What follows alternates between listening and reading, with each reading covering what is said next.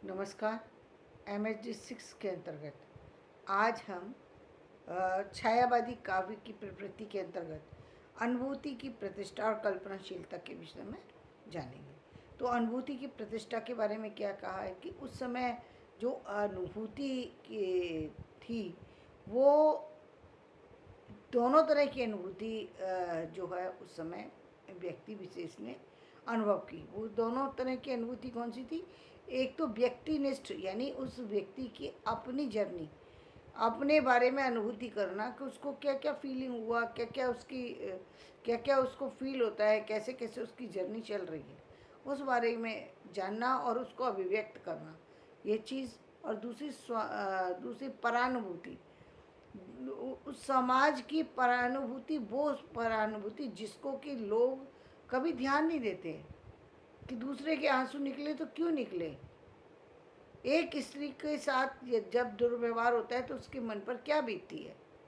आज आप बहुत सारी सी चीज़ें जो है वो यूट्यूब पे देख पा रहे हैं कि वो लाइव आकर के व्यक्ति बता रहा है कि उसने क्या क्या अनुभव किया, और उस समय उस अनुभूति का अनुभव करके लिखना ये बहुत बड़ी बात है। और लिखते समय उसकी भावनाओं को प्रेषित कर देना ये उससे बड़ी बात है।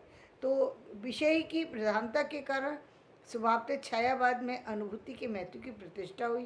प्रसाद जी ने तो कविता की परिभाषा ही आत्मा की संकल्पनात्मक अनुभूति को मान लिया, और स्वानुभूति की विकृति इस पर विशेष बल दिया। स्वानुभूति की विकृति यानी जब जब हमारे ऊपर किसी तरीके का आघात होता है, आघात ही कहेंगे ना, तब उसकी विकृति हो जाती है।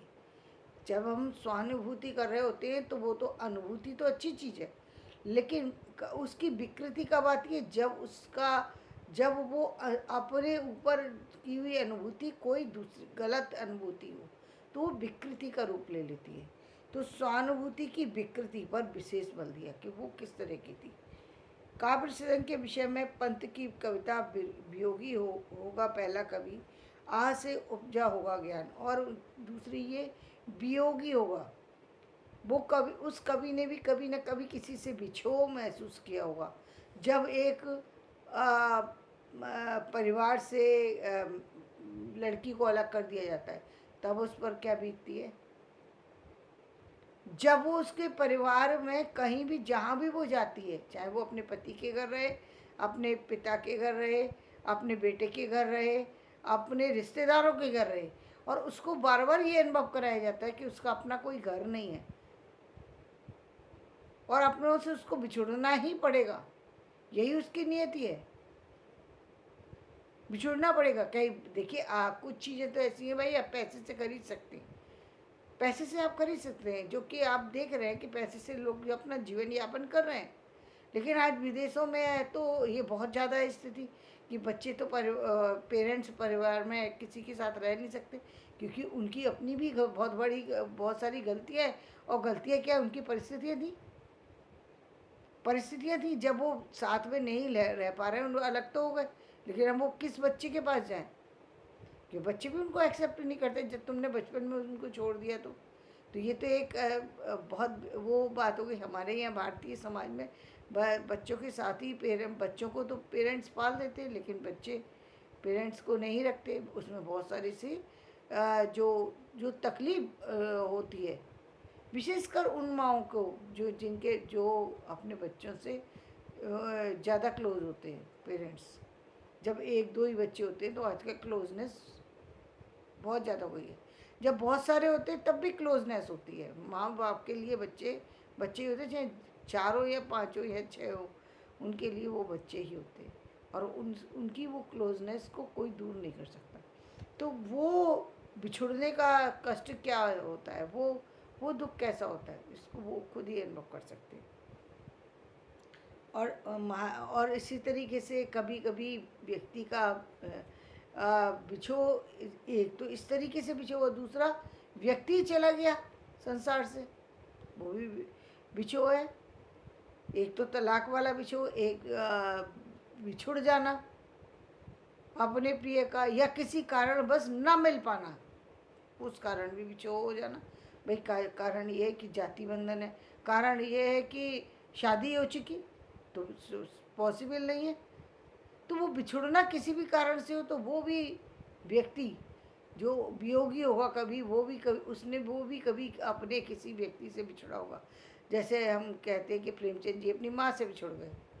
तो बिछुड़ना किसी भी तरीके का हो, वो प्रभाव व्यक्ति विशेष पर डालता, तो वियोगी होगा कभी।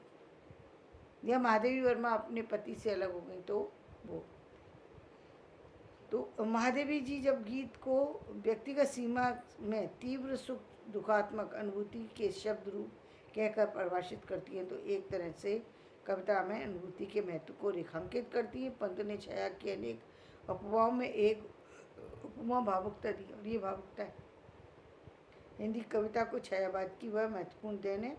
उसने कविता के कोरे वस्तु वर्णन के स्थान पर अनुभूति के महत्व को प्रदर्शित किया।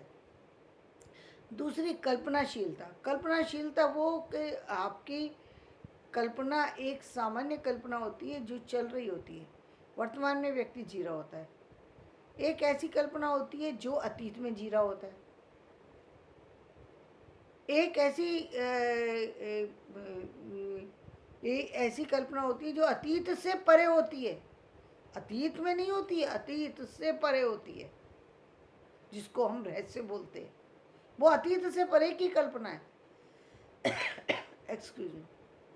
और एक वो रहस्य भी तो अलग अलग तरह, तो अतीत से परे क्या की बातों की जानकारी।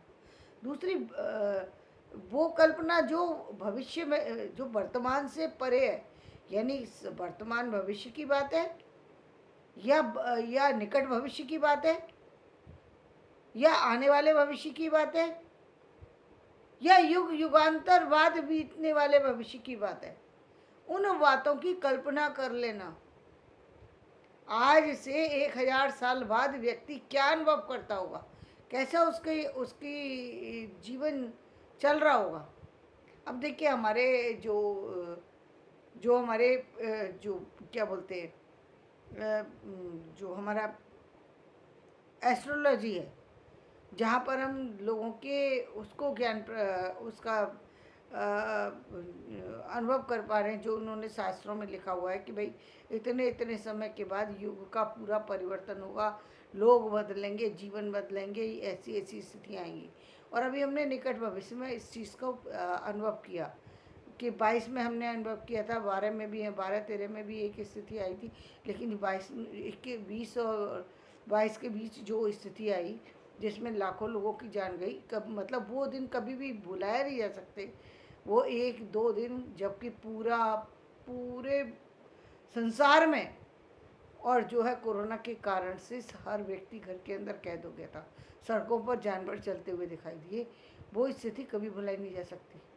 मंदिरों की घंटियां कहीं नहीं थी, पूरा संसार थम गया था, वो कभी नहीं भुलाई जा सकती स्थिति। और अब आने वाले भविष्य में जो कल्पनाएं, जो बताया जा रहा है, जो भविष्य की भविष्यवाणी की जा रही है, वो कल्पना के आधार पर की जा रही है। वो कल्पना नहीं है, वो तो उनकी प्रिडिक्शन है, वो तो उनकी प्रिडिक्शन है। और कल्पना वो उस युग की कल्पना कर रहा है, उसके बारे में। जिस लोग वर्तमान की स्थिति को नहीं सोचते कि 5 मिनट बाद, 10 दिन बाद क्या होने वाला है, 25 दिन बाद क्या होने वाला है, 1 साल बाद क्या होगा, 20 साल बाद क्या होगा, उसकी भी जानकारी उनको नहीं होती।